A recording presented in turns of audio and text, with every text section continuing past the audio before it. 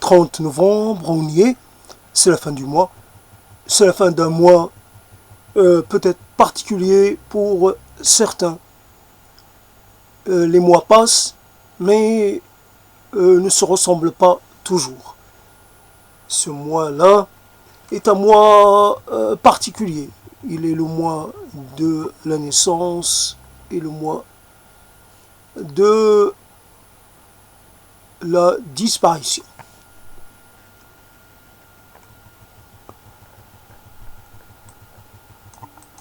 C'est comme ça.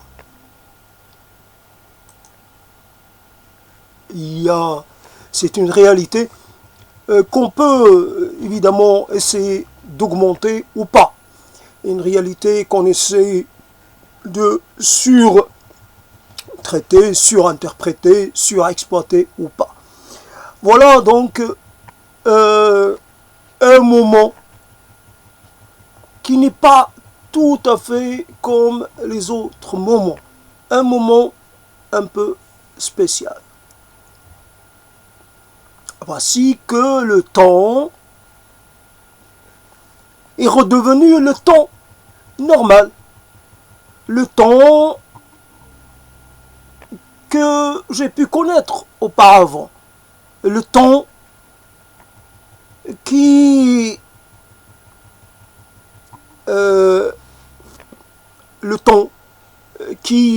nous voit faire les choses à un rythme, j'allais dire conventionnel, un rythme ordinaire.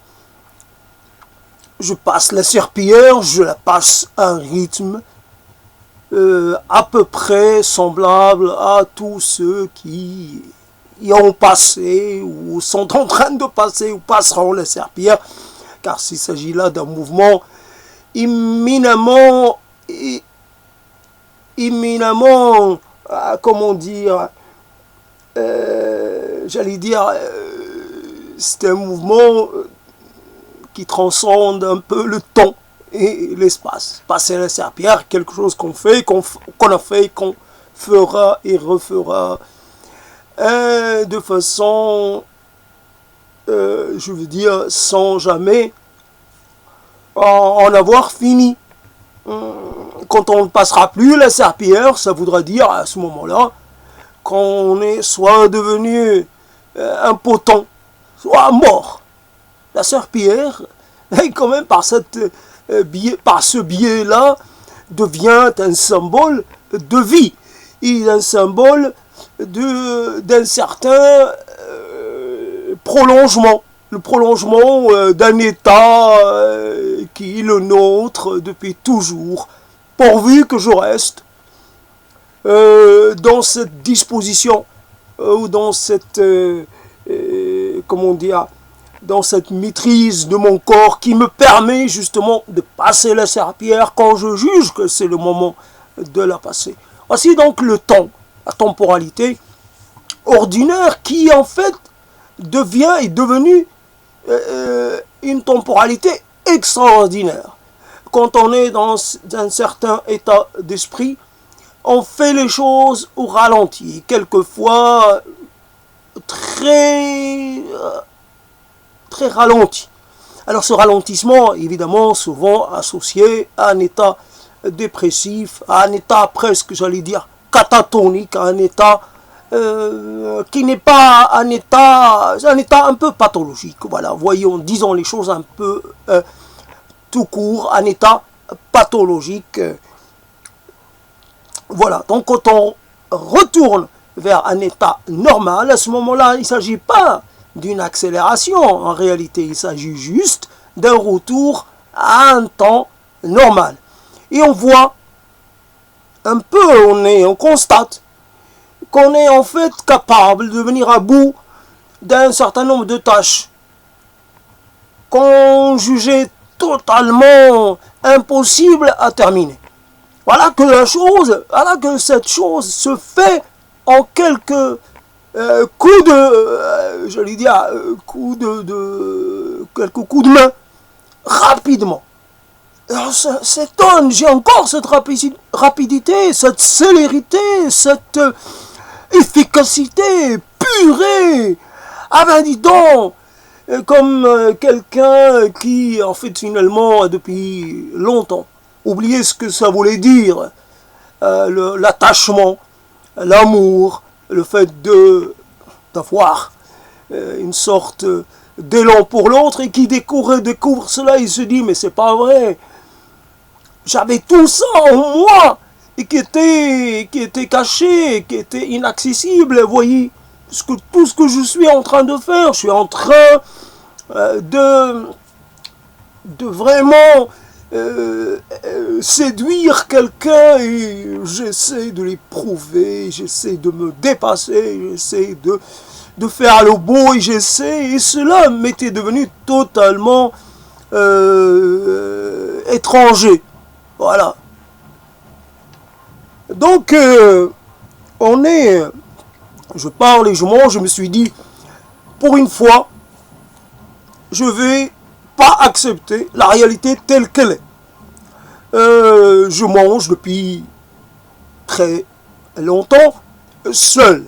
Je ne suis pas le seul dans ce cas-là. C'est désolant, mais c'est comme ça. Beaucoup d'entre nous mangent devant la télévision, devant l'ordinateur, en tout cas, mangent seul.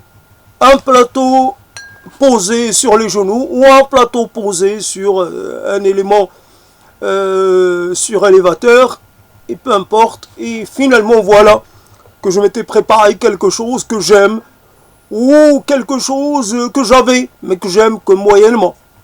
J'ai pas toujours le choix. Alors je me suis préparé des frites.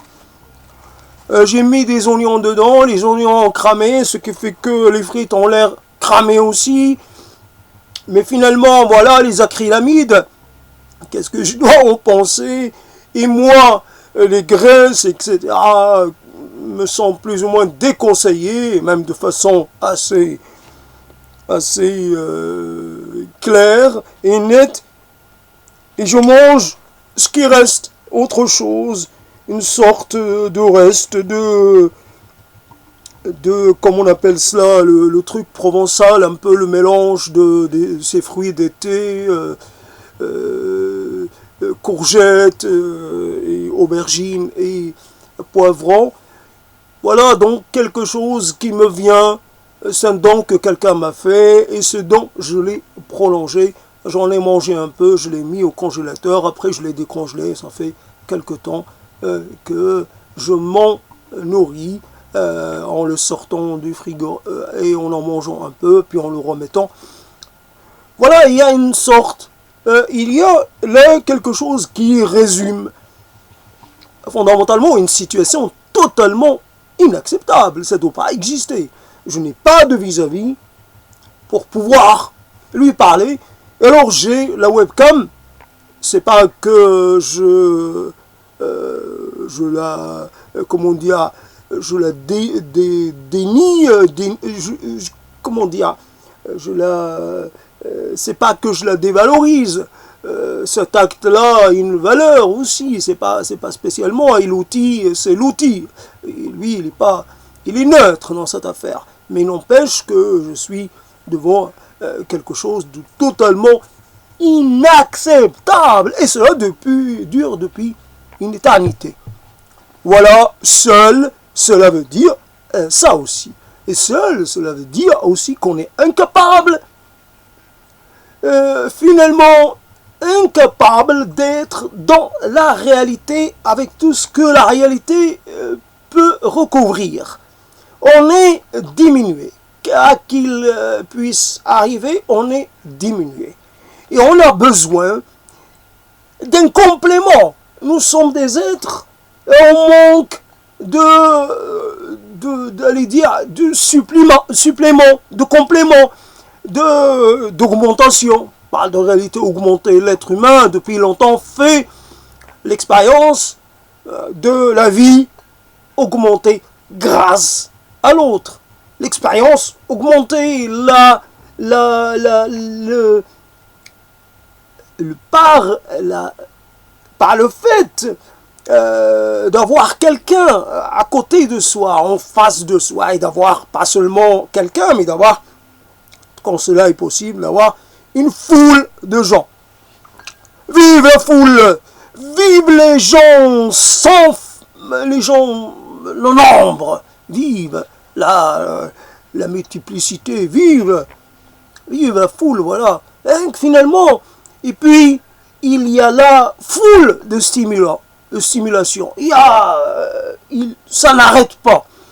J'arrête, je finis un échange, puis j'entreprends un autre, et puis, vraiment, je ne sais pas où donner, comme on dit, de la tête. Mais ça me fait du bien. Ça me nourrit, ça me... comment dire, je sens que j'acquiers, que j'incorpore cela. J'incorpore de la matière, j'incorpore du rêve, j'incorpore de la vision, j'incorpore des idées, j'incorpore de l'émotion, j'incorpore de l'affection, j'incorpore tout, je prends et je prends. Et je dis pas ça suffit, non, c'est trop, non, je prends. Et il m'arrive aussi d'en donner de ce que j'ai moi. Car c'est une opération qui est souvent, comment dire, dans laquelle il y a un échange. Et même quand l'échange n'est pas tout à fait égal, ce n'est pas un problème. On donne toujours quelque chose de soi dans ces conditions, dans un certain type de présence. Alors voilà, donc je mange. Évidemment, cet acte primordial, permanent, nécessaire, indispensable, est un acte qui en même temps nous satisfait, en même temps nous met devant la réalité de notre dépendance. Nous ne sommes pas libres de faire ou de ne pas faire. Nous sommes déterminés, prédéterminés, nous sommes un peu dans la situation de la personne qui est obligée. Bien sûr, on a une récompense. Souvent, on a de la récompense parce que, comment dire, il y a quelque chose qui nous plaît. C'est le côté plaisir. Mais le plaisir est une chose éminemment vaste. C'est plaisant, ce qui peut me plaire à moi peut ne pas plaire à quelqu'un d'autre. Le plaisir peut être attaché à une sorte de mémoire gustative. Cette chose-là qui est innommable, que personne ne peut manger. Ben moi, c'est quelque chose que j'ai appris à apprécier depuis toujours, comme quelqu'un, on va dire une chose comme ça, quelqu'un qui mange de la viande faisandée. Bah, pour quelqu'un d'autre, pour moi la choucroute est un plat que je ne pourrai jamais ingurgiter, incorporer. C'est clair, le chou et moi, on constitue deux mondes opposés. Bon, certains ont le chou dans le ventre, ont le chou dans le corps. Voilà donc, la réalité, c'est que là aussi, c'est aussi en considération de cela que j'ai des préférences, j'allais dire, alimentaires, et j'ai plus de plaisir dans une alimentation, dans une préparation, plus que dans une autre. Évidemment, je tiens, et je l'ai déjà dit, je tiens à remercier ma mère et à m'excuser auprès d'elle.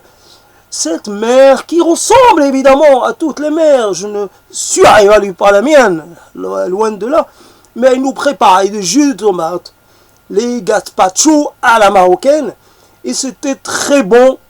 Elle mettait toute sa, quelque part, toute sa maternelle attention là-dedans.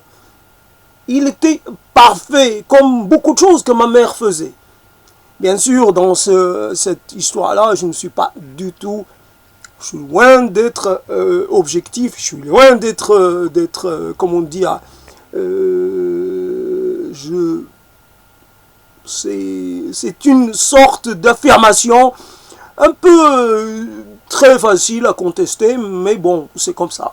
On a quelquefois, on veut croire à des choses, on veut les installer comme des choses un peu comme des choses parfaites.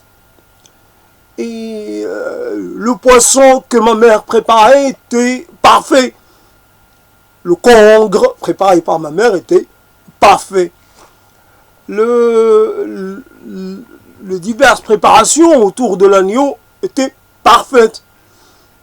Donc le gazpacho, ma mère aurait bien voulu que je l'apprécie et finalement voilà.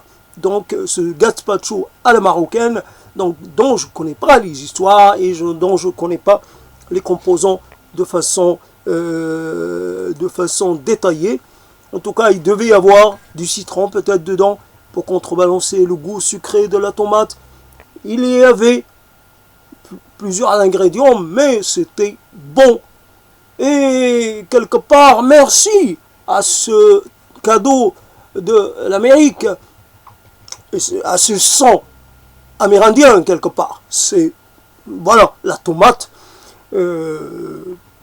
quand on connaît son histoire, et évidemment, on ne peut que quelque part qu'être un peu dans un sentiment de dette, un sentiment de reconnaissance. Nous avons de la reconnaissance pour plein de choses, notamment tout le monde finalement. Tout le monde qui nous propose quelque chose, nous donne quelque chose, nous offre quelque chose. Merci, 1000 fois merci.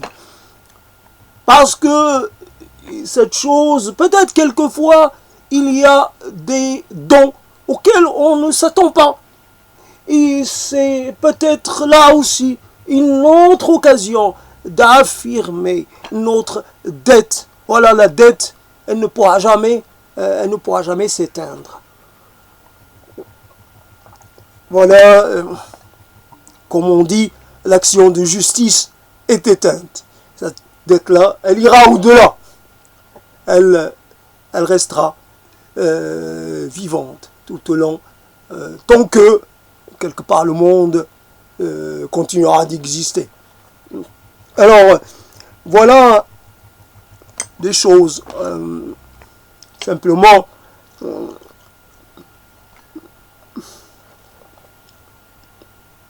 comment finalement on peut dire énormément de choses. Mais quand on est confronté à la matérialité d'une autre parole, devant soi se produit une autre parole. Cette parole-là, ça nous perturbe un peu. Je dirais pas que ça nous agresse, mais ça nous déstabilise. Voilà le mot. On essaie quand même d'en prendre compte. On ne peut pas délégitimer la parole, refuser la parole de quelqu'un qui est à côté de nous, sous prétexte que, etc. L'égalité dans le rapport à ces choses. Ma parole, elle vaut autant ou ta pas. Elle vaut autant que la mienne. Mais le problème, c'est que moi, c'est peut-être la première fois que je mets ma parole en face d'un être vivant. Et que je regarde un peu le résultat. Et le résultat n'est pas comme peut-être je peux l'espérer ou je peux l'anticiper. Il y a un délai. Et à ce délai, comment dire, de réflexion, il y a de l'opposition, il y a de la manifestation la manifestation d'une forme de contestation. Ma parole est contestée, mais ce n'est pas la chose. La chose, c'est que on peut parler pendant 1000 ans, bien entendu.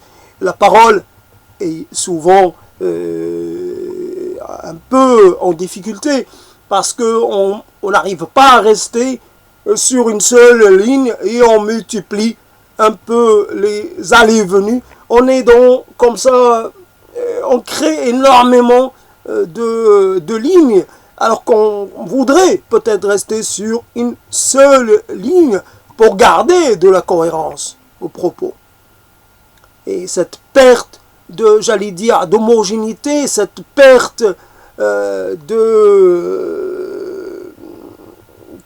cette perte d'intégrité pose problème. D'abord, donc, quand la parole est auto-centrée et quand il y a plusieurs paroles, à ce moment-là, le problème est que il y a à la recherche, il y a énormément de choses qui se posent. On se dit, tiens, j'ai beaucoup parlé, mais finalement, malgré toutes ces paroles, je ne suis pas encore atteint à la maîtrise.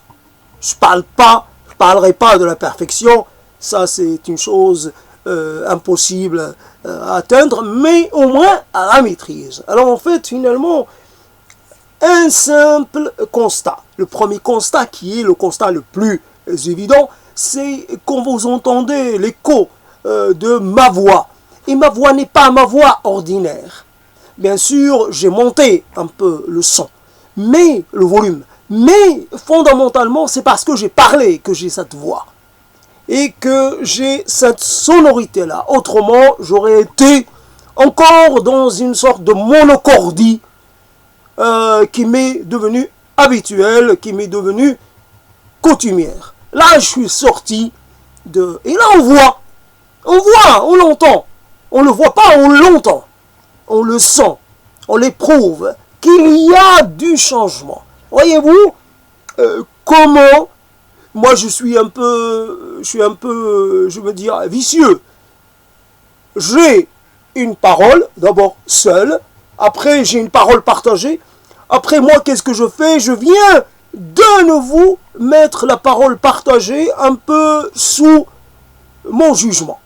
Je l'intègre dans quelque chose et je commence un peu à essayer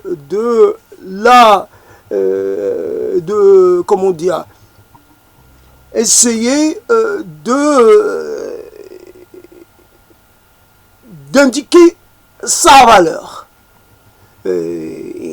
Alors que fondamentalement, quelque chose qu'une personne m'a raconté, je ne peux pas en faire, je ne peux pas la partager en l'absence de cette personne. Parce que, quelque part, il faut qu'elle soit présente pour qu'elle elle participe. Même quand c'est moi qui parle, il y a une sorte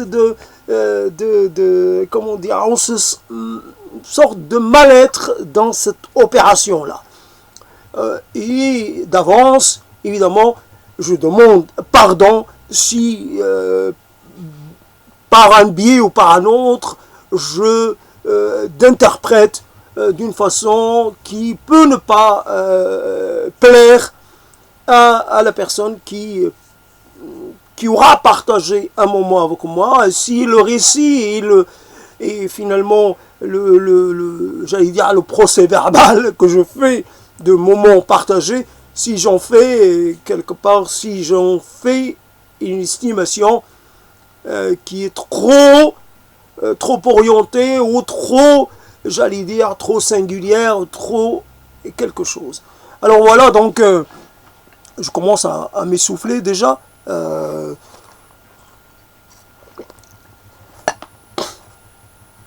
C'est ça, en fait, on se dit qu'on s'appartient. Mais en fait, finalement, on ne s'appartient pas. On s'appartient par, finalement, les instants qu'on a passés avec les autres. Et par ce sentiment de lien. C'est vrai que j'appartiens à cette personne qui m'a fait goûter plusieurs fois à son soufflet. Et je me rappelle, évidemment, les circonstances dans lesquelles cela se passait. J'avais droit à ce soufflet, évidemment. Ce soufflet, il monte Et puis après, il commence à baisser. Donc il faut le consommer tant qu'il n'a pas, avant qu'il ne se désessouffle pas trop, qu'il ne s'affaisse pas trop. Il y a un équilibre au moment, comment dire, il faut respecter un certain, une certaine façon de faire propre au soufflet. Cette personne, comme je peux être, alors évidemment, je pourrais dire, oui, tu es toujours en train de remercier. Ben finalement, pourquoi pas? Je remercie. Alors, c'était pas grand-chose. Mais si, quand même. Pour moi, alors, tant que tu remercies pour des petits gestes, objectivement parlant, ben, tu resteras toujours dans ton état. Un pauvre, un nécessiteux, quelqu'un qu'on peut acheter avec peu, dont on peut acheter la reconnaissance, en plus quand je dis la reconnaissance à vie, ou même plus, évidemment, non, je tiens à remercier. Je tiens, ça ne me coûte rien. C'est un sentiment, parmi des dizaines de sentiments que j'ai, ce sentiment de reconnaissance. Bien entendu, par-delà le temps. Cette personne qui m'a offert de bon cœur, sans souffler, peut-être qu'à ce moment, en ce moment, elle n'est plus avec nous. Mais, et peut-être, mais je lui envoie un peu une sorte de souhait. À quoi ça peut servir, j'en sais rien, mais je tiens à lui présenter une sorte d'hommage, voilà, posthume pour cela, pour cet acte-là et pour d'autres actes. Il y a, on s'appartient donc, on s'appartient dans l'appartenance à d'autres, dans cette chose. Et on aimerait que cela soit plus récurrent. La récurrence, pas la rareté. On vit les choses avec très peu souvent.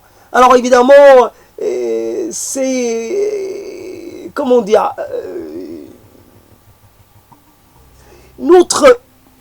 j'allais dire, notre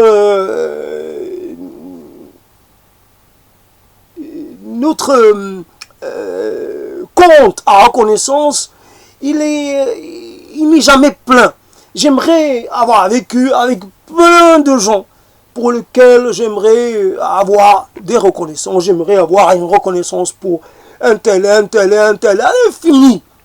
Voyons, pas de la reconnaissance simple, logique pour mes géniteurs et simplement cela parce que je leur dois évidemment tout un tas de choses. Non, j'aimerais avoir de la reconnaissance pour tous ceux qui m'ont offert leur concours pour une raison ou une autre. Il n'y a pas à spécifier. Le concours, ça peut être un regard. Simplement, il y a des gens qui m'ont lancé un regard, un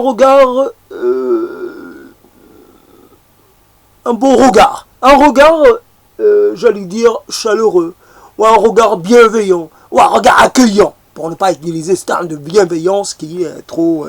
non, accueillant. Voilà. Il n'y a rien eu d'autre. Il y a eu juste ce regard. Ben, c'est quelque chose. Et il y a d'autres choses.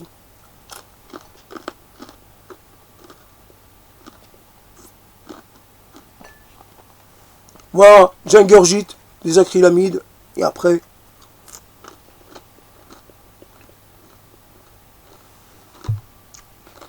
Comme dirait l'autre, ce corps il doit bien mourir, d'une raison, d'une cause ou d'une autre. On ne peut pas le préserver en suivant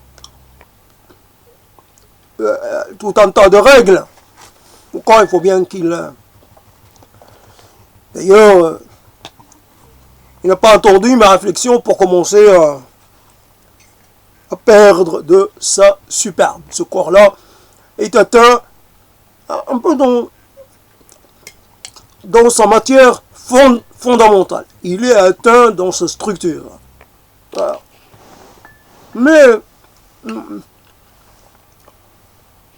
évidemment, je baisse d'intensité au niveau de mes au niveau de ma voix. C'est vrai que je ne peux pas rester sur un peu le même niveau longtemps. Cela, mais plus que la hauteur de voix, c'est plus dans l'intonation. Et là, d'un coup, j'ai moins l'accent arabe, ou dit étranger, ou dit exotique. J'ai moins cet accent-là. Voyez-vous, c'est comme ça. C'est comme ça que les choses se passent. Voilà une sorte de transmission.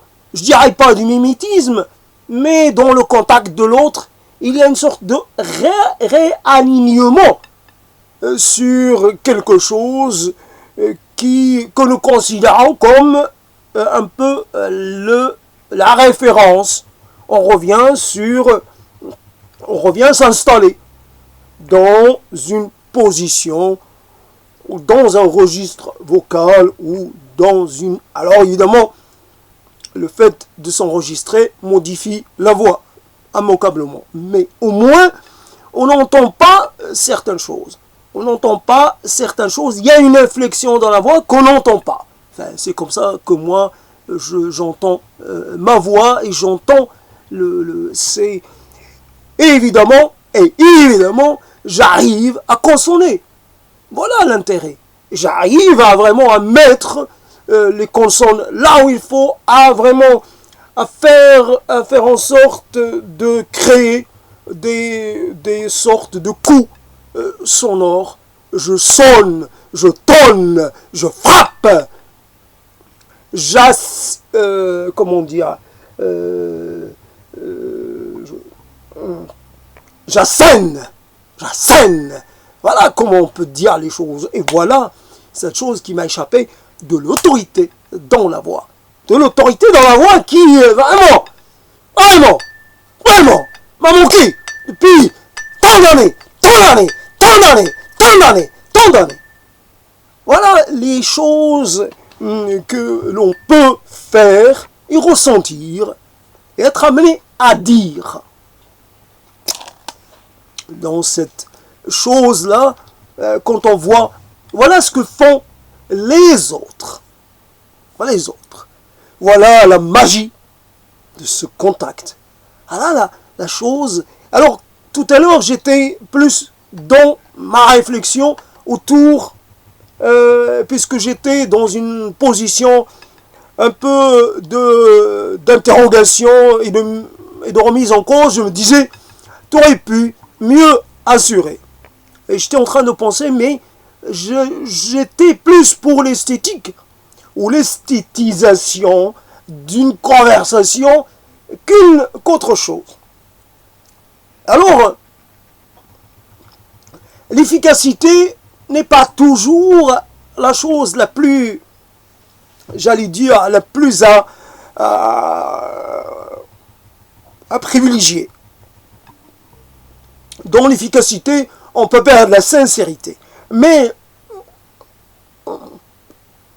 c'est une chose assez complexe que de dire ce qui se passe dans une conversation. Dans un échange, par exemple, à trois, et c'était le cas, il y a énormément de ratages, j'allais dire. Il y a des ratages, il y a des déchets, il y a des choses un peu dites, un peu de façon qui n'était pas nécessaire. Et on ne peut pas, finalement, le problème c'est comment décider que cette chose-là doit être tue, parce que ça va nuire un peu au côté, j'allais dire, efficace, au côté, je ne suis pas dans en mission. Je n'ai pas à réaliser, je n'ai pas à obtenir un résultat. Je suis dans un acte qui n'a pas, finalement, à se justifier ou à être justifié. Voilà la question. On est en présence de gens, et là, le problème, donc j'ai parlé de l'esthétisation, alors on peut très bien faire en sorte, on a cette possibilité-là, on a cette capacité-là. On va dire, finalement, je vais gérer les gens comme si c'était finalement, allez dire, je sais pas comment je pourrais dire cela. Je fais circuler la parole entre mes invités, si je puis dire. Et finalement,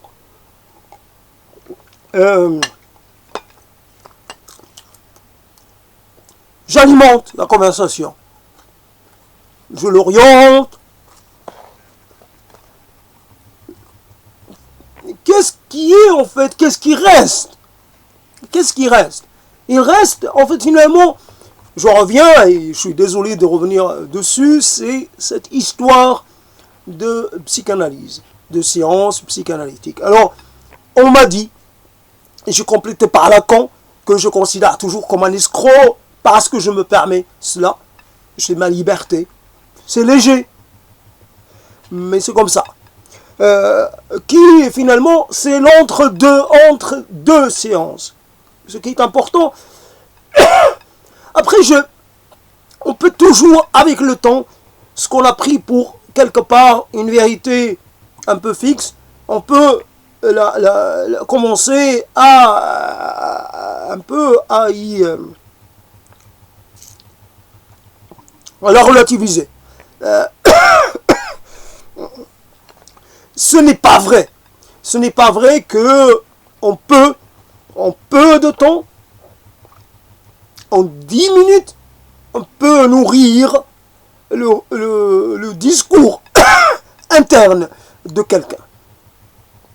La frustration n'est pas une règle, j'allais dire, aussi efficace qu'on puisse frustrer quelqu'un, comme qui dirait, voilà, affamer les ours, affamer les tigres, affamer les lions, et voilà, mettez-les dans l'arène, ils vont vraiment laisser aucune chance, ou pauvres chrétiens, ou pauvres condamnés tout court, donc pauvres suppliciés. C'est pas vrai.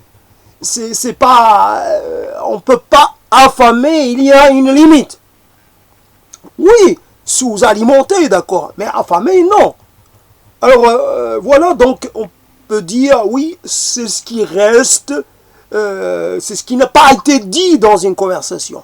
C'est ce qui a été approché, qui n'a pas été développé, c'est ce qui a été impossible de détailler, ce qui a été très difficile à dire, à formuler, un peu toutes les choses toutes les remarques qu'on peut faire. Et voilà, mais fondamentalement, ça m'est passé ce moment. Ça m'est passé parce que là, ça s'éloigne dans le temps, donc c'est beaucoup moins vif et beaucoup moins présent. Et après, j'ai pris la parole et je suis en train de changer un peu d'orientation. Je ne change pas totalement, mais j'oriente mes propos un peu différemment. Je ne les laisse pas focaliser sur cet aspect de l'événement. L'événement, je le prends et je suis en train de l'utiliser comme une matière première, et c'est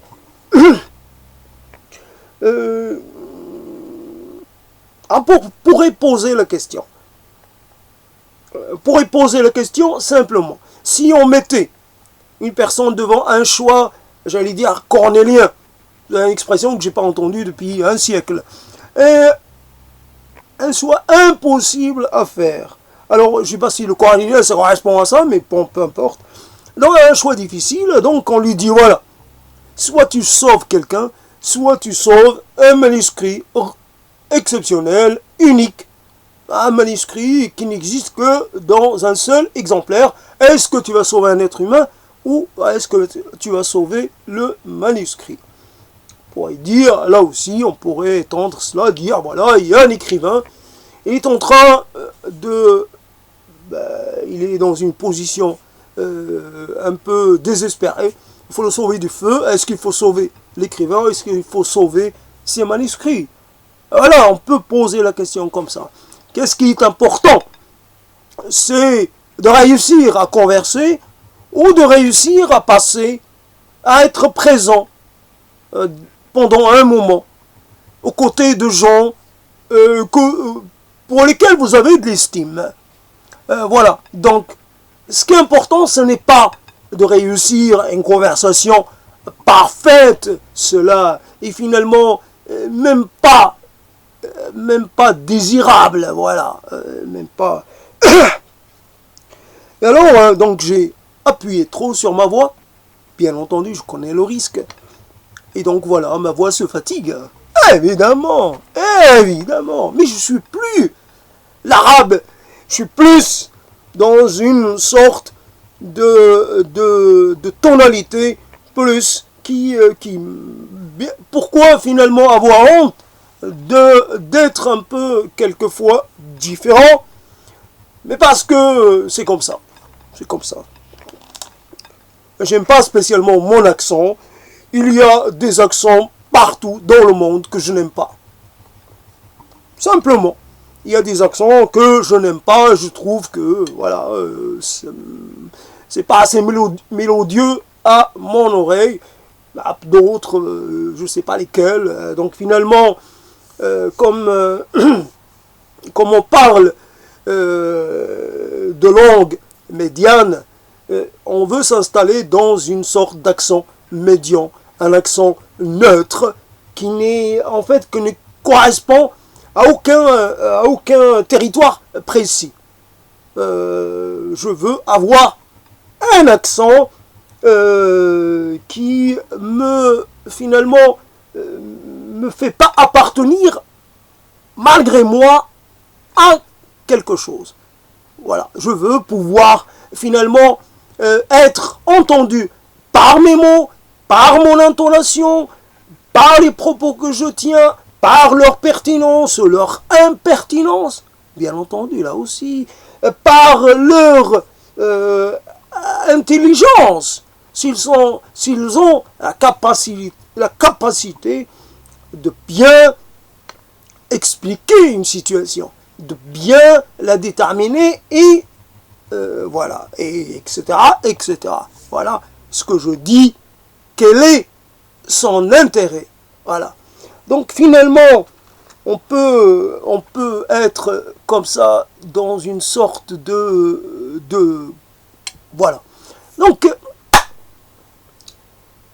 et finalement, on se découvre, voilà, je parlais tout à l'heure du temps qui redevient un temps, j'allais dire normal, un temps inscrit dans une ordinarité bienvenue, une ordinarité, j'allais dire, positive, et puis on peut avoir là aussi, comment dire, un corps qui redevient actif, qui redevient agissant, qui redevient interagissant, qui redevient présent dans le monde avec tout ce que cela peut inclure. Il y a comme c'est maintenant, et à force de parler, c'est maintenant que j'atteins à une sorte d'acuité, que je peux me battre à ce moment-là, mais grâce à l'échec, ou semi, ou demi-échec, ou semi-échec, peu importe, de précédent. Je peux dire qu'au début, c'était une sorte de mise en route. C'est une sorte de brouillon. Là, je suis plus dans une sorte d'efficacité dans le propos, quoique, évidemment, j'exagère, pardon d'avoir exagéré.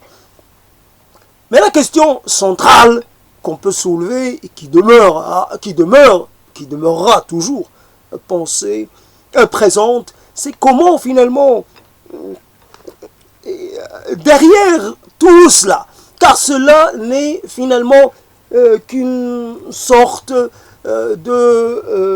j'allais dire, de devanture, une sorte de façade. Et derrière, qu'est-ce qu'il y a derrière la devanture? Qu'est-ce qu'il y a derrière à l'intérieur?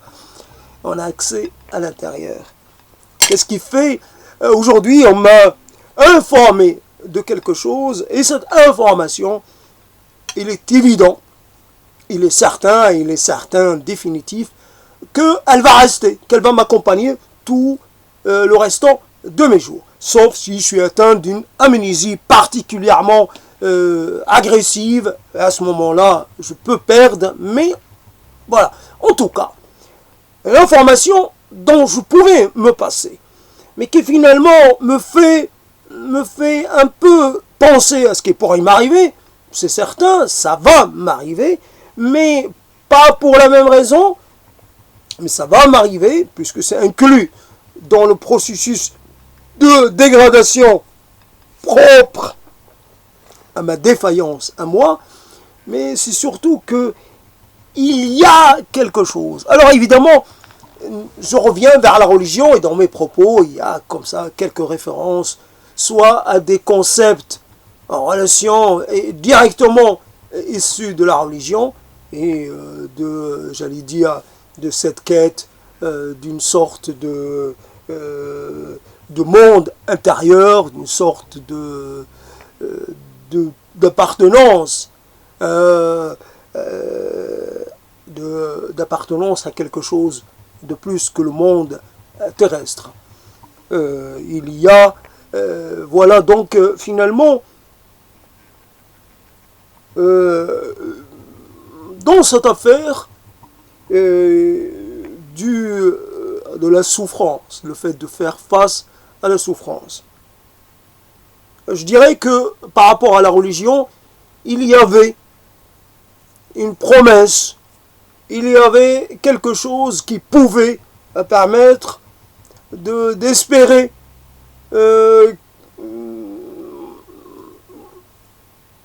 à pouvoir finalement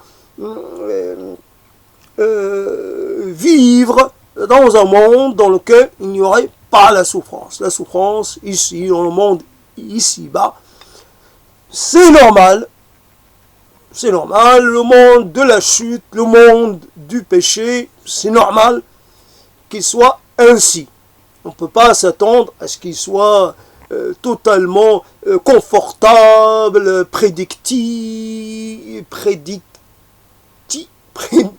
prédisable.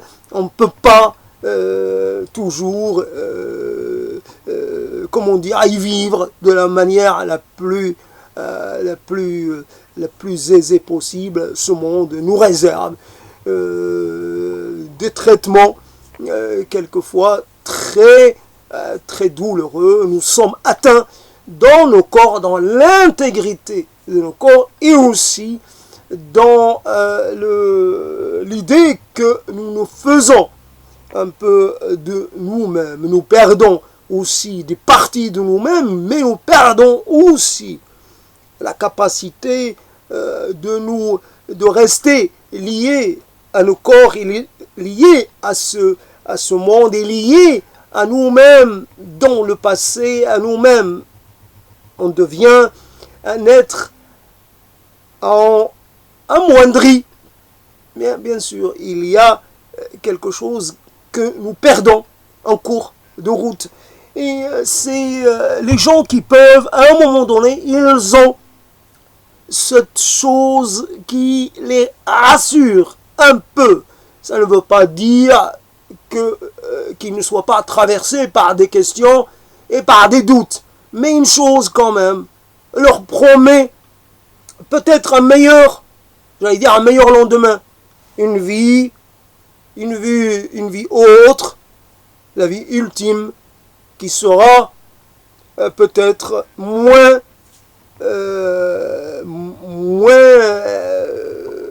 difficile que la précédente. Il y a deux vies, une vie celle qu'on connaît, et celle qui va arriver, on ne la connaît pas, mais on espère qu'elle sera meilleure.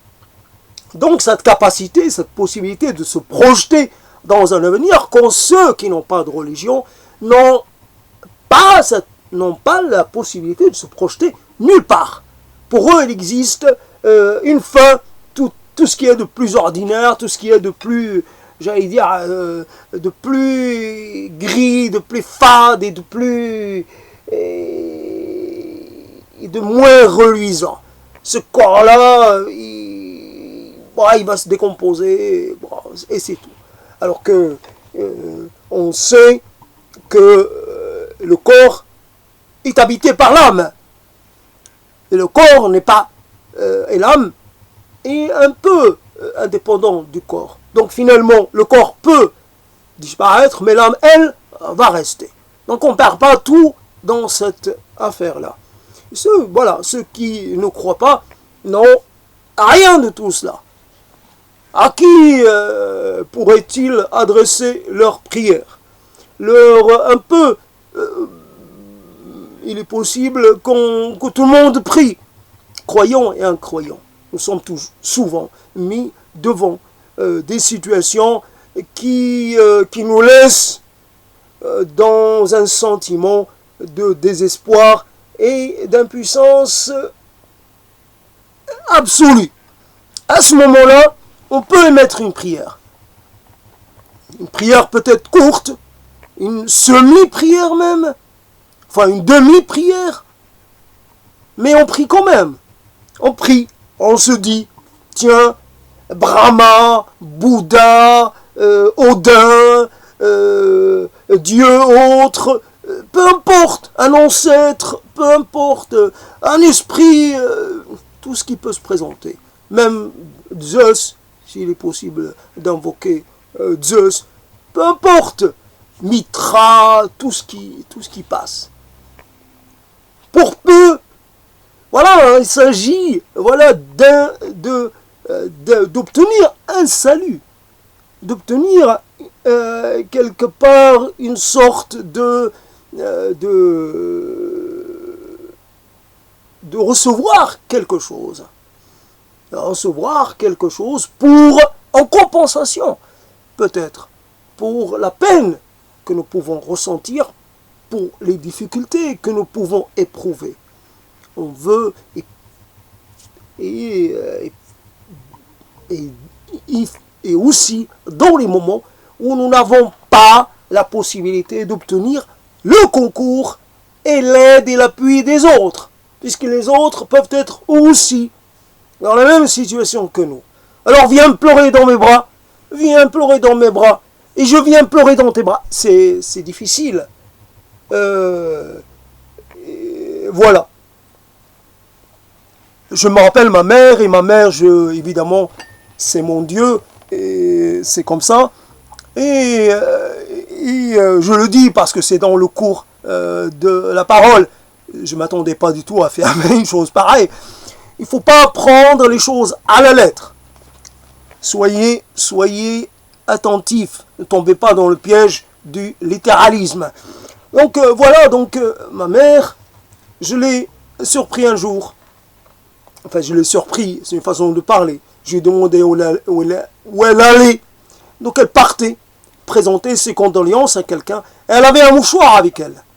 Voilà la chose. Elle avait un mouchoir avec elle. Et ce mouchoir, elle avait prévu donc de se sécher les yeux avec. Donc elle savait qu'elle allait pleurer. Voilà la chose. Ma mère, j'imagine, entrant dans la demeure du défunt ou de la défunte, puis venir dans les bras de la première personne qui se présente. En général, c'est toujours une femme. Les femmes reçoivent les femmes, les hommes ne pleurent pas dans les bras des femmes, c'est comme ça. Et donc on vient présenter ses condoléances quand on est une femme à une femme de la famille, soit une personne adulte, très âgée, soit une personne moyenne, soit, mais pas un enfant quand même. Donc elle allait présenter. Voilà cette chose que j'ai estimée énormément, pour laquelle de suite j'ai versé dans le culte de cette chose-là. Ces femmes qui se rendent service, pas de cette façon-là. Je vais soulager quelqu'un, je vais partager la peine de quelqu'un. Et quelqu'un qui peut ne pas être très proche, qui peut ne pas m'être très proche. Mais malgré tout, il est dans mon voisinage, et donc je vais présenter mes condoléances. Et je ne sais même pas quelle personne c'était. Je n'ai pas demandé à ma mère les détails de l'affaire, je suis resté sur l'image du mouchoir et sur les paroles que ma mère m'a dites en partant. Sainte Mère de Dieu, comme dirait l'autre. Cette mère, Sainte Mère de Dieu, aidez-moi, aidez-nous. Ayez pitié de nous. Cette chose que j'ai entendue comme une sorte de mélopée sur une radio religieuse. Sainte Mère des Dieux, quelque chose dans ce genre. Et la mélopée m'est restée. Je ne la rejette pas. Mais évidemment, ça ne me dérange pas d'avoir cette mélopée, Sainte Mère des Dieux, et quelque chose, bien sûr. Et le culte de la Vierge ne me dérange pas. On en fait avec les moyens qu'on a. Les moyens qu'on a, c'est quelquefois ce qu'on a sous la main. Voilà, on a la Vierge, alors on se sert de la Vierge. On aurait quelqu'un d'autre, d'autres ont la terre-mère, ont autre chose, là. Ils utilisent autre chose. Nous, dans notre tradition, c'est la Mère de Dieu. Voilà, la Mère de Dieu. Et là encore, je reviens des femmes qui s'adressent à une femme, peut-être que là. Mais moi, évidemment, j'ai une histoire avec la Mère de Dieu, qui n'est pas, pour certains, la Mère de Dieu. Mais en tout cas, dans cette conception, je me rappelle que quelque part, il y a une transposition de la naissance de Jésus dans le Coran, transposition dans la nativité du prophète Mohammed. Ce qui fait que, c'est marrant, je me rappelle, donc j'ai recréé la naissance, ma naissance à moi. Bien sûr, je n'ai pas prononcé le mot, je ne me rappelle plus, c'est le mot qu'on prononce au moment de célébrer la nativité du prophète de l'islam, c'est ce nom, Fawada'atu, elle l'a mis, elle a accouché, Fawada'atu, elle l'a posé, ou peut-être qu'elle l'a déposé. En tout cas, il est sorti de son ventre, il y a là une chose qui matérialise l'aboutissement et en même temps la séparation de deux corps. Et c'est cela, et finalement je suis arrivé, j'ai voulu faire la chose, j'ai voulu passer la nuit avec ma mère jusqu'à l'heure notée par mon grand-père, au moment où elle m'a donné naissance. En fait, elle m'a permis de voir le monde. J'étais déjà vivant dans le ventre de ma mère. Naissance, non, j'étais vivant. Mais elle m'a fait sortir au monde. Depuis, je passe mon temps à regretter cela d'une façon ou d'une autre. Après, donc, cette nativité ou cette naissance de Jésus et Marie, qui l'a, etc., j'ai l'impression que le terme utilisé dans le Coran a été transposé, a été réemployé pour la nativité du prophète. En tout cas, je peux me tromper, c'est pas réellement le sujet. En tout cas, il y a des choses qu'on peut dire, qu'on ne peut dire qu'en présence de certaines personnes ou d'une personne ou de personnes tout court. Pas besoin de spécifier. Et il y a d'autres choses qu'on ne peut dire que dans une sorte d'isolement. D'ailleurs, j'ai cessé de manger, un peu emporté par mes paroles, et c'est normal. Cette action nécessite réellement la mise en action de tout ce que l'être possède. Évidemment, son corps, évidemment son énergie, évidemment son mental et ses sens. On ne peut pas dire que c'est là une action simple ou facile, même quand on la répète, elle n'est pas facile. Alors donc dans ce deuxième un peu temps où en fait on reprend un peu les choses et on interprète et on déplace les éléments. Et quelquefois, on sort des éléments de leur enchaînement. Et puis, on leur fait subir à nouveau un autre alignement. On les réaligne. Une opération, je disais, une opération un peu, quelquefois, qui peut sembler quelquefois, non pas douteuse, mais un peu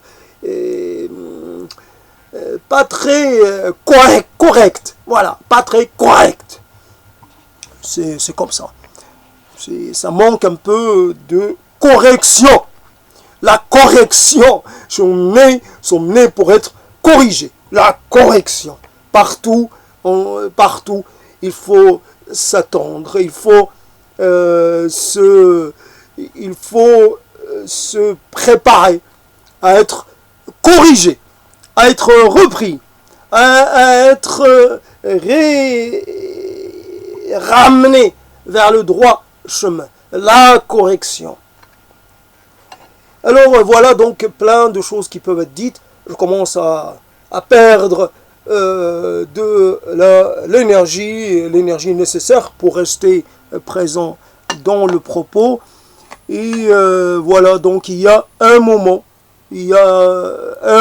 précis où on peut finalement donner un maximum, et puis il y a des moments de reflux, moments de, j'allais dire, de baisse.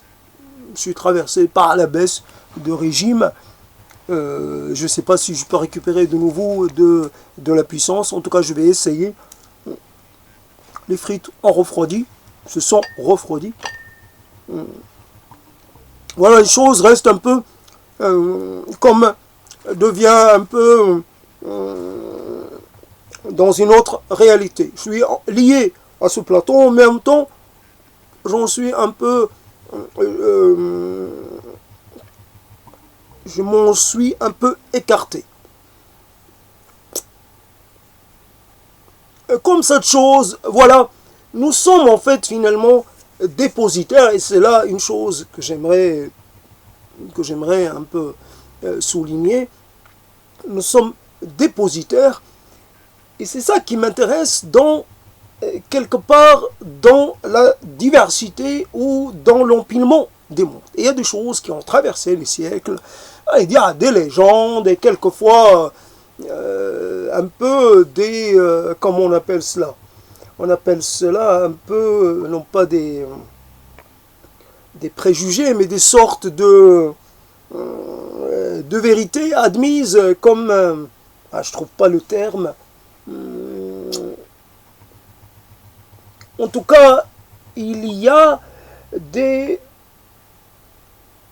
une variété de rapports avec le monde. Et donc, quand on est issu d'une longue lignée comme ça qui a sauvegardé, ou quand on est dans un milieu où il y a la coexistence, ou comment je pourrais appeler cela, où il y a l'existence de plusieurs lignes de lecture du monde. Je me rappelle, on m'a raconté que mon grand-père a été au marché hebdomadaire, et il a vu le diable, et voilà le diable. Comment on le reconnaît? Le diable, on le reconnaît parce que soit il garde des cornes, il garde toujours une part animale, soit des sabots. Donc il a regardé un homme normal, j'allais dire plaisant à regarder, mais il a regardé en bas, il a vu qu'il avait des sabots. Donc voilà le diable. Et voilà. Donc cette chose-là, j'y fais référence jamais. Je l'ai intégré nulle part. Mais pourtant, je l'ai sauvegardé. Comme aujourd'hui on dit, j'ai sauvegardé cela dans un dossier. Elle est quelque part. Ça ne va jamais m'échapper. Après, cette chose que j'ai envie avec un monde divisé en deux. Alors, ce monde-là, il est le monde de nous, qui sommes visibles, et des autres qui sont invisibles à nous. Voilà la chose qui est intéressante. C'est, évidemment, on vit dans deux dimensions. Ne parlons pas de multidimensions, parlons juste de deux dimensions. Bien entendu, des gens peuvent coexister de façon parallèle et finalement interagir sans se rencontrer. Mais la lecture ou la façon d'interpréter le phénomène était que réellement ces gens-là, invisibles, vivaient la nuit. Évidemment, nous serions les diurnes et eux les nocturnes, ça paraît logique, mais qu'il faut finalement faire preuve d'une certaine prudence. On ne renverse pas de l'eau chaude dans une canalisation parce que ça peut tuer les enfants d'un esprit. J'ai vu ma mère, j'ai renversé de l'eau chaude, j'ai vu ma mère écarquiller les yeux, effarée. Et donc j'ai vu à quel point, mais un peu, ce jeu puéril que je faisais avec elle et avec ce qu'elle respectait était un jeu inutile. J'ai compris à ce moment-là, voilà, que finalement, j'avais fait du mal à ma mère gratuitement. Simplement, gratuitement. Voilà un péché, comme j'en ai commis plein. Donc le monde, je pourrais l'imaginer, voilà, je ne sais plus quel était le lien, en tout cas cette idée qu'il puisse exister, qu'on puisse laisser, comme on laisse quelque chose de comestible pour les rongeurs, et qu'on vérifie après si ça avait été touché ou pas, et selon, on déduit que pourrait laisser, comme pour les ancêtres dans certaines cultures, on laisse, ou pour les dieux, on laisse quelque chose. Alors, est-ce que les dieux se nourrissent des choses d'une autre façon? Est-ce qu'ils en extraient une substance que nous ignorons nous? Et malgré tout, cette chose reste comestible pour nous. Donc ils en extraient quelque chose qui leur est utile à eux, mais pas à nous. Donc nous pourrions disposer ou déposer les offrandes le temps des nuits et venir les récupérer le lendemain. Il n'y a pas de problème, il n'y a pas de transgression, il n'y a pas de brisement de tabou, il n'y a pas là de quoi se sentir coupable. Voilà, donc pourrions un peu faire une chose comme cette chose éminemment, mais je ne vais pas la raconter, mais en tout cas déposer quelque chose. Finalement, le monde, il peut y avoir une pluralité de mondes, comme aujourd'hui on admet dans la physique contemporaine, on admet la possibilité de l'existence de plusieurs dimensions et plusieurs univers, etc., etc., etc. Voilà que quelque part la science actuelle, dans sa version présente, rejoint cette préscience, cette compréhension du monde, cette vision du monde ancienne et antédiluvienne. Pourquoi pas? Finalement, je suis peut-être, je ne rejette rien, je suis riche, même des choses un peu particulières, un peu archaïques, un peu irrationnelles, un peu incompréhensible. Mais ça contribue à mon enrichissement, ça contribue à finalement à me donner une sorte de pouvoir. J'ai le pouvoir de pouvoir voir des choses, interpréter les choses de plein de façons. À chaque fois, je peux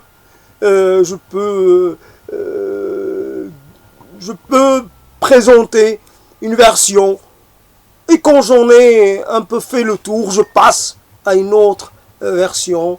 Voilà, d'ailleurs, je peux faire même dans le sorte de synthèse, une sorte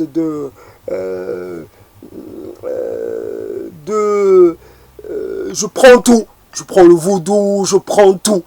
Et je mets tout là-dedans.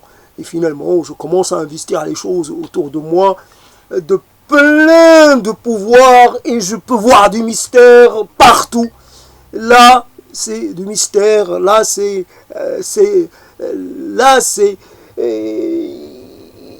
et le monde autour de moi, il devient un monde plein de nuances, plein de visages, plein d'apparences, il n'est pas la simple chose que l'on peut presque ignorer, la chose qu'on peut dédaigner. Non, je suis passé à autre chose.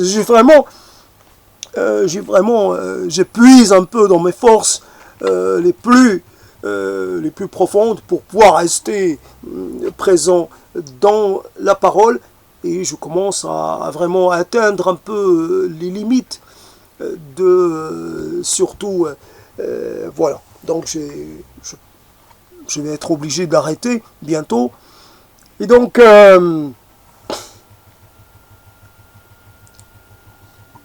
il y a là, par exemple, simplement, je peux présenter une chose. Disons qu'il y a une situation assez compliquée, assez difficile.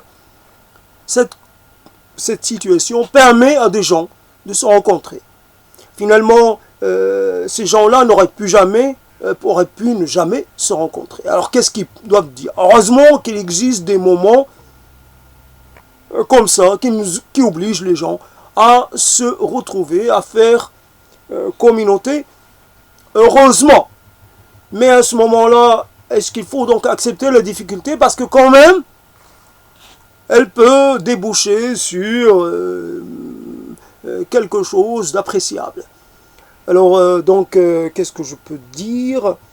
Finalement, à ce moment-là, l'enfant, par exemple, qui naîtrait de cette union issue il faudrait l'appeler par le contexte. Il faut l'appeler mobilisation contre les retraites. Il faut trouver un terme.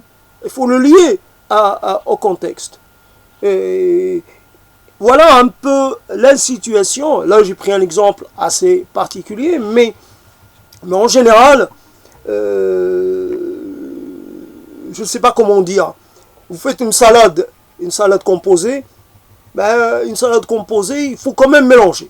Si on laisse les choses assez séparées, il y a quelque chose qui ne passe pas. Je mange des carottes et après je passe au petit pois, ou je passe au haricot vert, ou je passe à autre chose. Non, je mélange. Et finalement, c'est l'ensemble de ces ingrédients mélangés.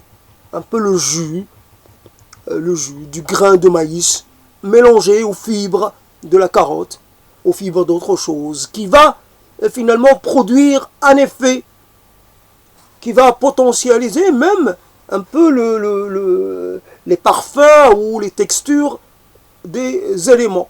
Donc il y a, dans le mélange, il y a bien entendu, dans une salade composée, on peut tomber comme ça, par hasard, successivement, sur un peu les mêmes ingrédients. Tiens, on peut être un peu interpellé par cela.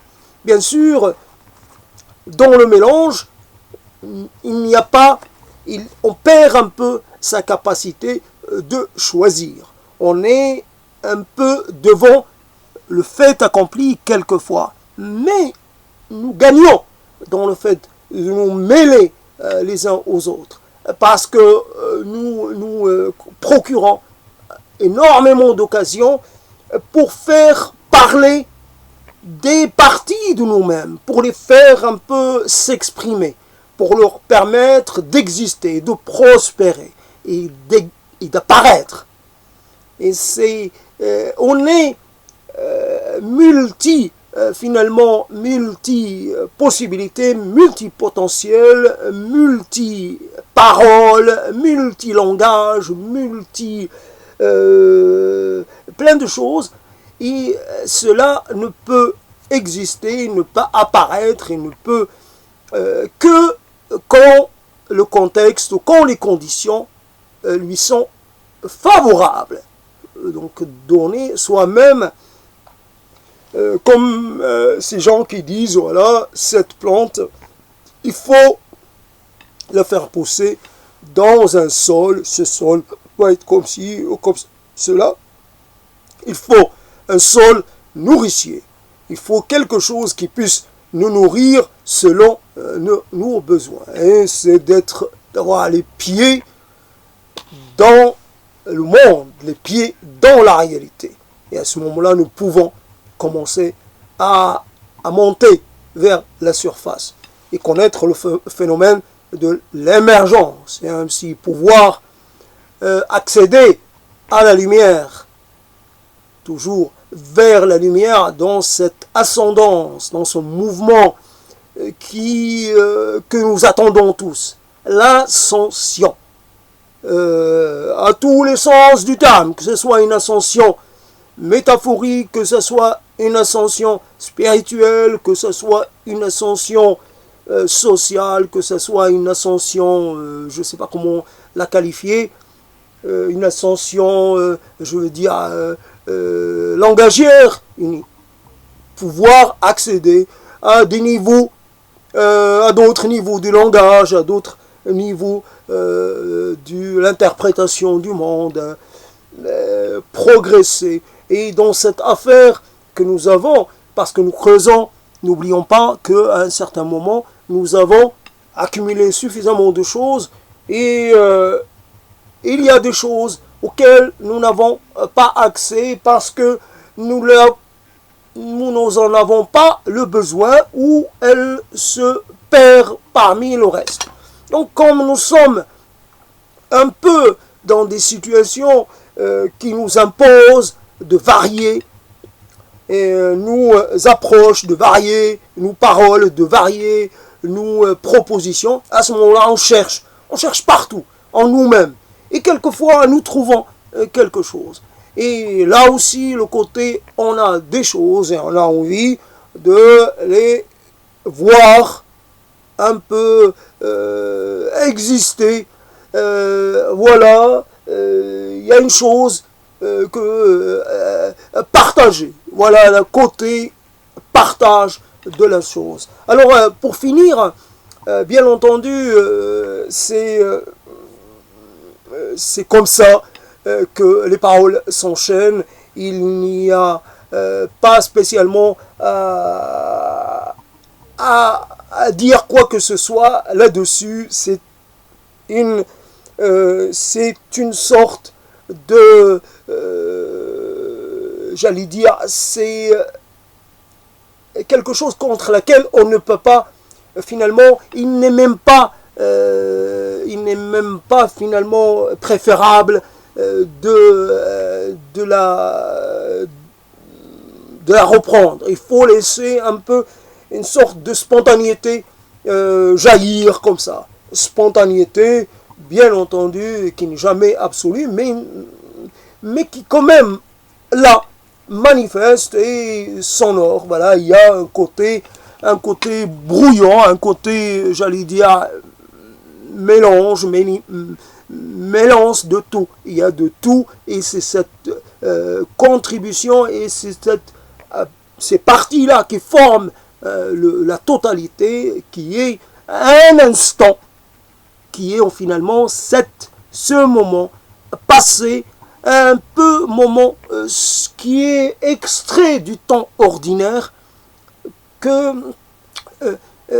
comme quelqu'un qui pendant un moment va peindre une surface d'une certaine couleur, il sait que finalement il s'agit là d'un acte qui va exister pendant un certain temps. Il a apporté une sorte de changement à la réalité du monde.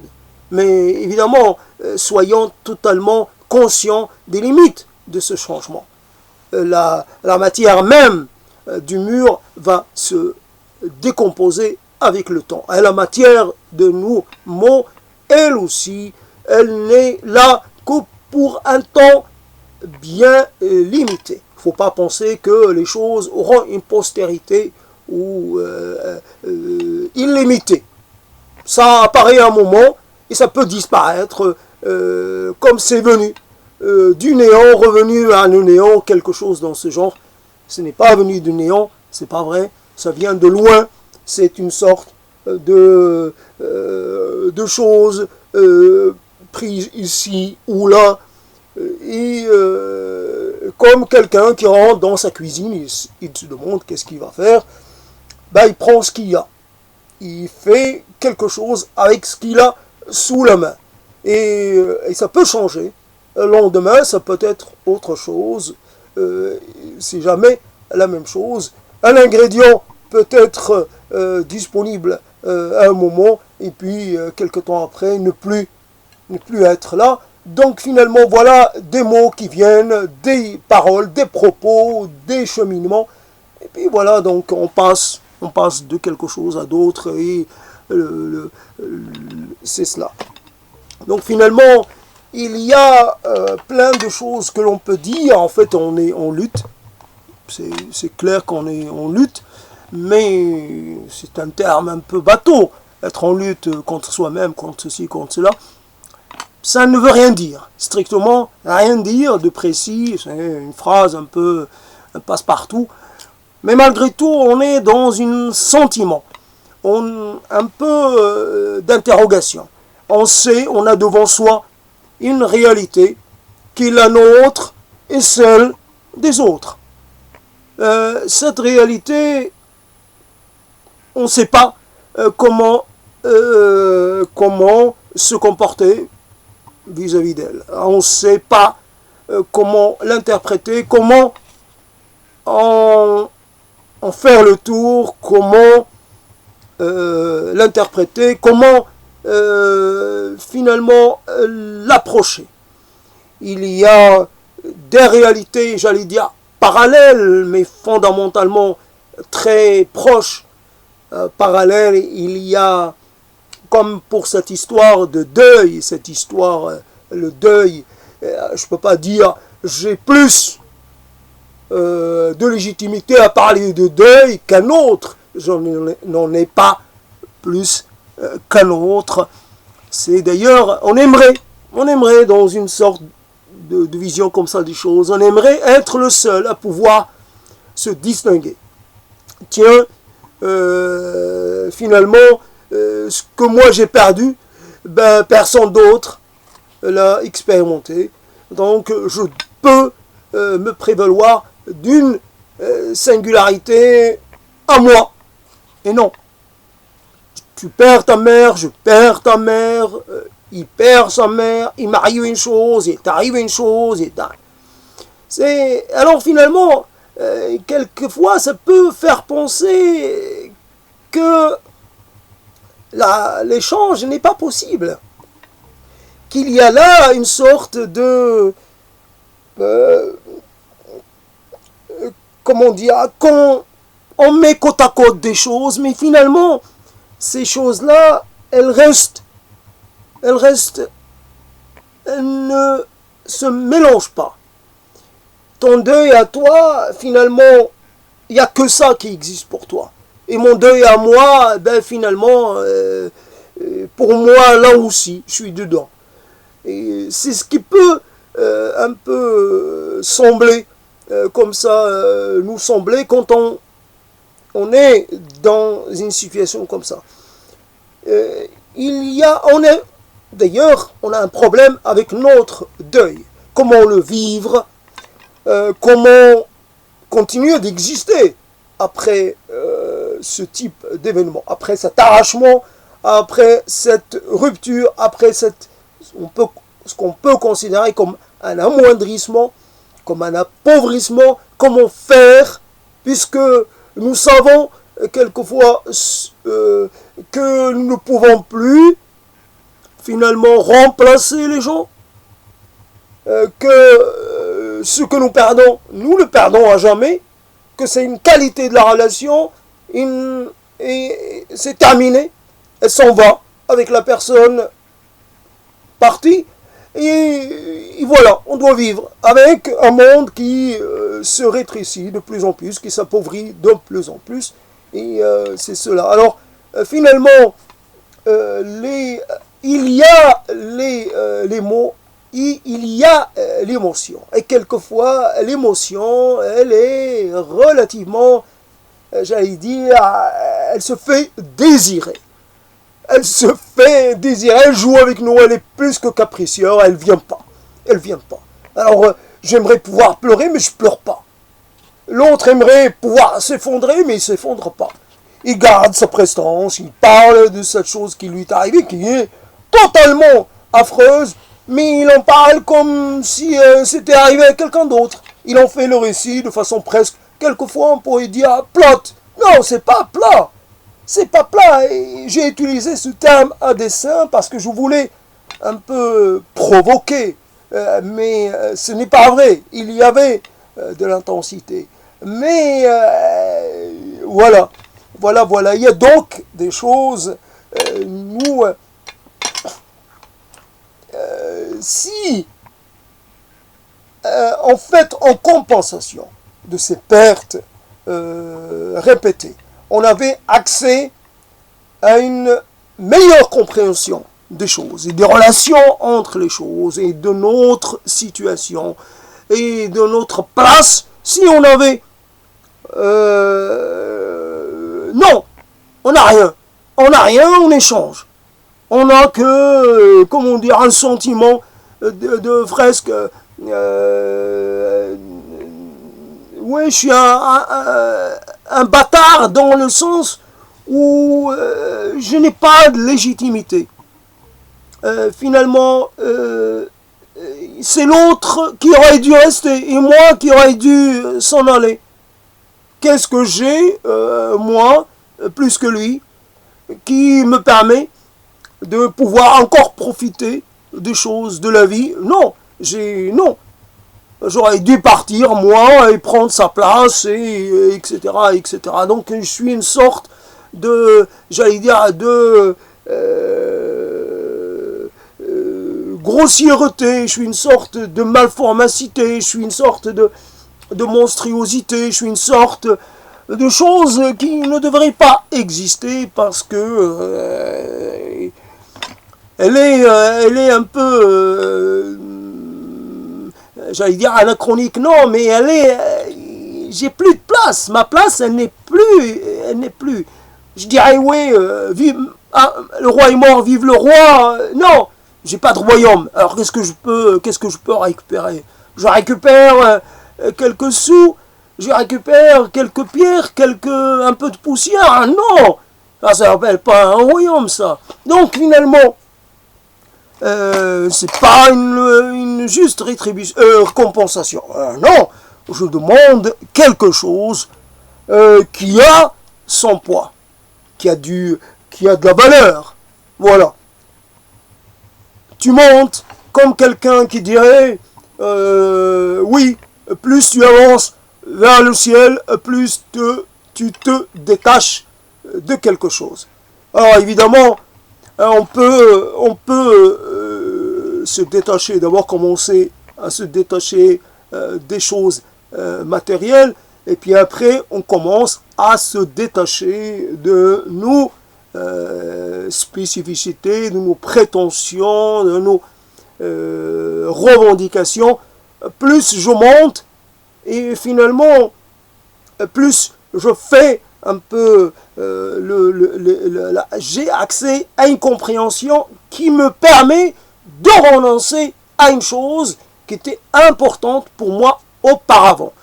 Je renonce à la gloire parce que j'estime. Je renonce à la richesse parce que je renonce à certaines formes de plaisir parce que. Mais je renonce à ma mère, mais j'ai rien. J'ai rien à la place. Je renonce à mon futur, mais j'ai rien à la place. Je ne peux pas dire, tiens, aujourd'hui, je renonce à être père.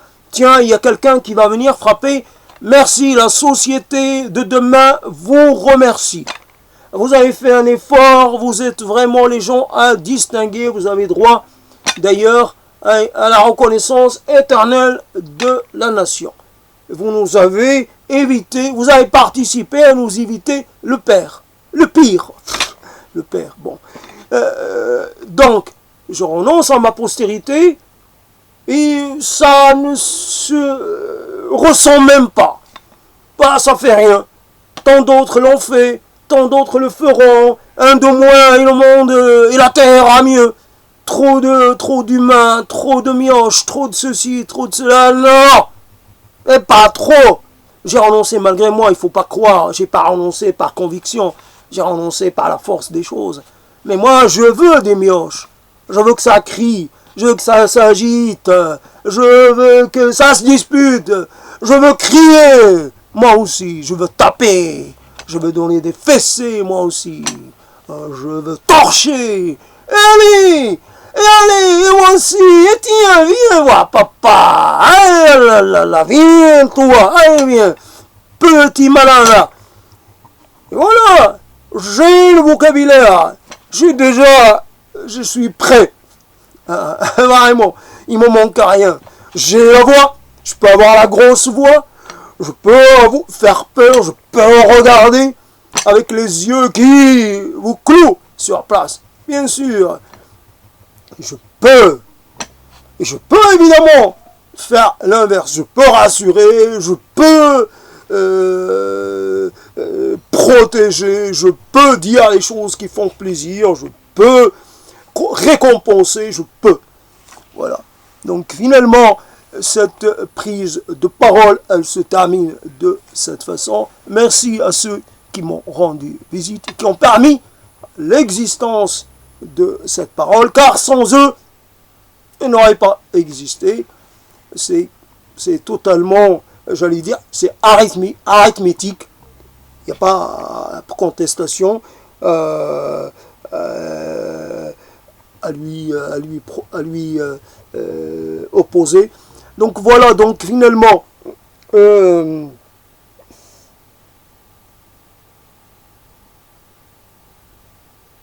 il y a ce lien, cette proximité.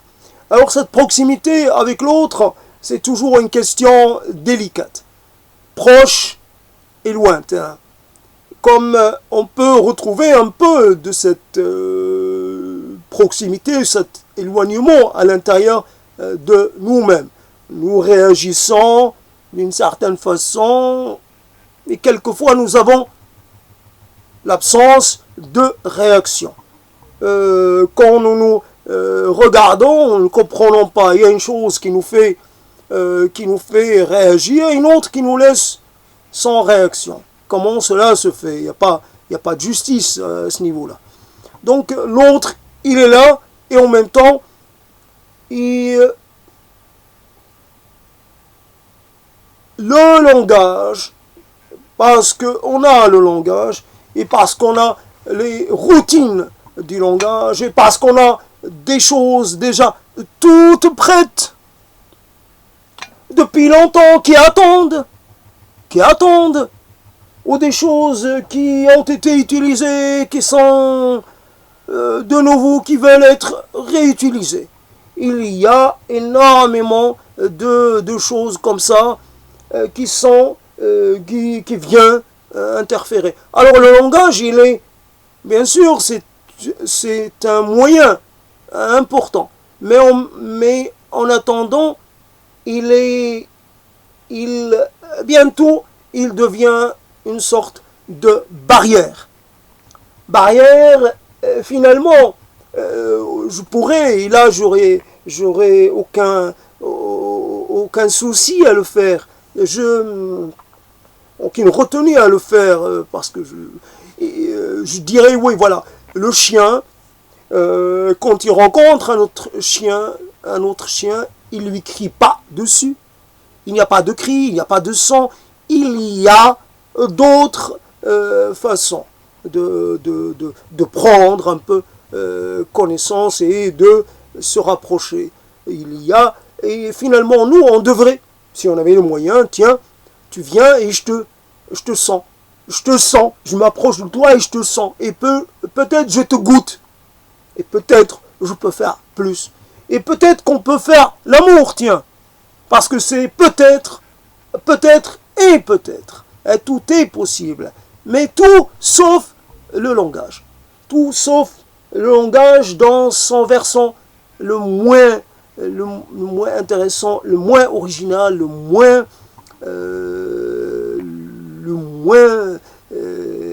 en tout. Alors donc finalement je pourrais nous restons d'une certaine façon, nous restons d'une sorte de confinement, nous restons bien campés sur nos pieds, et nous restons assis là à essayer d'établir une connexion. Et cette connexion, elle est pas très stable, elle est pas totalement comme on le voudrait. Elle est parasitée, elle est de qualité très très variable. Et donc finalement, le résultat est très moyen et voire décevant. Voilà donc une chose, je ne sais pas si ça vous va finir comme ça, je ne sais pas, j'ai perdu un peu le souffle qui me portait, et donc je finis un peu comme ça, un peu à terre, d'une certaine façon. J'ai plus tellement l'énergie. Bien sûr, je me connais, je peux toujours rebondir, mais il n'y a plus de nécessité à le faire. Alors, je tiens de nouveau à remercier, et vraiment, c'est notre époque est vraiment une époque maudite. Finalement, une époque, bien sûr, qui peut-être notre pas très difficile de plein de côtés. Évidemment, nous n'avons pas personnellement connu la guerre. Notre génération n'a pas été mobilisée pour aller se battre quelque part, risquer sa vie et aussi donner la mort. Nous avons été préservés de cela. Nous n'avons pas vécu de traumatisme, j'allais dire, en profondeur. Nous n'avons pas été victimes de catastrophes naturelles ou de bouleversements politiques ou autres. C'est quelque chose. Alors, évidemment, après, nous pouvons toujours avoir quelque chose à dire sur notre époque, à lui reprocher ceci ou cela. Ce n'est peut-être pas l'époque qu'il faut critiquer, mais c'est peut-être nous-mêmes et l'énergie que nous mettons et notre engagement, l'engagement que nous sommes prêts à fournir et pour arriver à ce que nous pensons être finalement la chose qui permet de donner un sens à la vie, de donner de la valeur au temps. Tout ce qui est finalement le rétrécissement, du champ de vie, tout ce qui est en fait le repli, qu'il soit un peu imposé ou pas, tout ce qui peut concourir à cela, tout sauf le fait de se retrouver face à soi-même et pour un temps très long. Car dans cette situation, on sait quand on a commencé, mais on ne sait jamais quand on va finir. Il est possible qu'on reste seul tout le temps qui nous reste à vivre. Imaginez 20 ans au plus de solitude à ajouter 20 ans de plus. Et c'est quoi? C'est pas une vie, ça. Ça ne vaut pas le coup d'être continué. Alors, trouvons la force, chacun de notre côté, trouvons la force de nous remettre un peu debout, à prendre un peu, à nous prendre en charge, à mobiliser ce que nous avons comme énergie et comme potentiel pour finalement nous faire du bien. Des mots très simples, se faire du bien sans finalement... c'est une exigence et c'est une ambition qui n'est pas énorme. On ne cherche pas à nuire à quiconque, à prendre la place de quiconque. C'est uniquement un droit, le droit soi-même d'avoir un peu de mieux-être. Je dirais pas autre chose, mieux-être, mieux vivre, mieux penser, mieux dire, mieux échanger, mieux relationner, mieux correspondre, mieux faire, mieux être, mieux espérer, mieux agir, mieux comprendre, mieux avancer, etc. etc. Voilà, donc je finis sur ces mots-là. Malheureusement, je n'ai pas fini, mais fondamentalement, j'ai été pris par par certains, j'allais dire, par certains mots, et j'ai pas pu quelque part. Et c'est comme quelque chose qui finalement, quand elle est un peu maîtresse d'elle-même, alors elle fait un peu ce qu'elle veut et quelquefois le résultat est un peu quelque part, il nous laisse un peu sur notre faim. Il y a quelque chose que je n'arrive pas à retrouver dans les mots tenus précédemment. Je ressens un manque, bien entendu, mais d'autant plus que je suis en phase de descente. Je suis monté, j'ai atteint mon plateau et là, je descends. Donc c'est normal que je sois un peu, j'allais dire, un peu déçu, un peu, pas très content. C'est normal, c'est le jeu qui veut ça. C'est le risque de l'opération. Il faut accepter les choses telles qu'elles sont. Longue vie à tous et longue vie à ceux que nous aimons et à ceux qui nous aiment. Par-delà les distances, par-delà les temps, par-delà les mondes, par-delà tout ce qu'on veut. Vive eux, vive vous, vive vous.